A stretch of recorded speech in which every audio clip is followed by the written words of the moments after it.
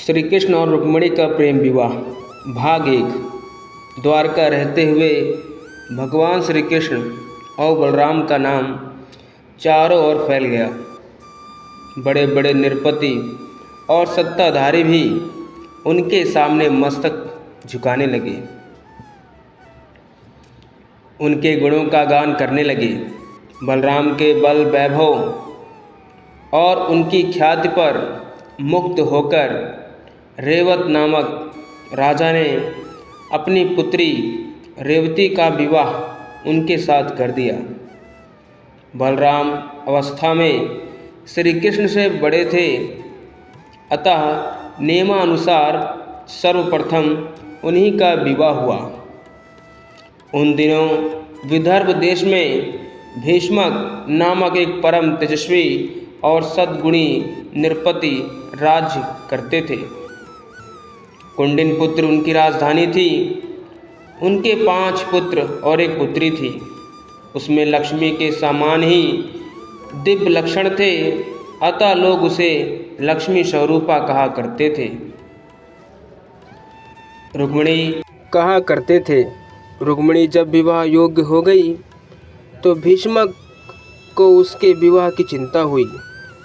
रुक्मिणी के पास जो लोग आते जाते थे वह श्री कृष्ण की प्रशंसा किया करते थे।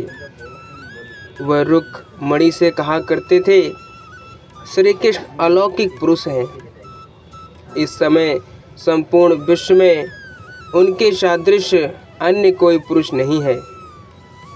भगवान श्री कृष्ण के गुणों और उनकी सुंदरता पर मुग्ध होकर रुक्मिणी ने मन ही मन निश्चय किया कि वह श्री कृष्ण को छोड़कर किसी को भी पति रूप में वरण नहीं करेंगी।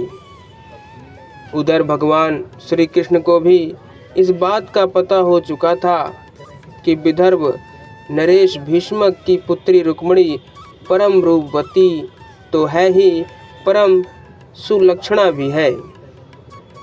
भीष्मक का बड़ा पुत्र रुक्मी भगवान श्री कृष्ण से शत्रुता रखता था।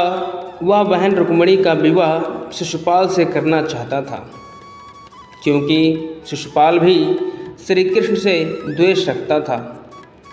भीष्मक ने अपने बड़े पुत्र की इच्छानुसार रुक्मिणी का विवाह शिशुपाल के साथ ही करने का निश्चय किया। उसने शिशुपाल के पास संदेश भेजकर विवाह की तिथि भी निश्चित कर दी। रुक्मिणी को जब इस बात का पता लगा कि उसका विवाह शिशुपाल के साथ निश्चित हुआ है तो वह बड़ी दुखी हुई। उसने अपना निश्चय प्रकट करने के लिए एक ब्राह्मण को द्वारका कृष्ण के पास भेजा।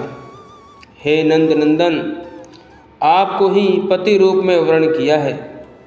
मैं आपको छोड़कर किसी अन्य पुरुष के साथ विवाह नहीं कर सकती।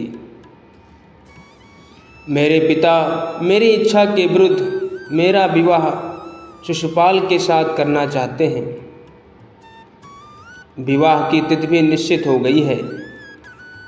मेरे कुल की रीत है कि विवाह के पूर्व होने वाली वधू को नगर के बाहर गिरजा का दर्शन करने के लिए जाना पड़ता है। मैं भी विवाह के वस्त्रों में सज धज कर दर्शन के लिए गिरजा के मंदिर में जाऊंगी। मैं चाहती हूँ आप गिरजा मंदिर में पहुंचकर मुझे पत्नी रूप में स्वीकार करें। यदि आप नहीं पहुँचेंगे तो मैं अपने प्राणों का परित्याग कर दूंगी। कहानी अगर अच्छी लग रही हो तो चैनल को लाइक और सब्सक्राइब करें और आगे की कहानी के लिए भाग 2 का अनुसरण करें। धन्यवाद।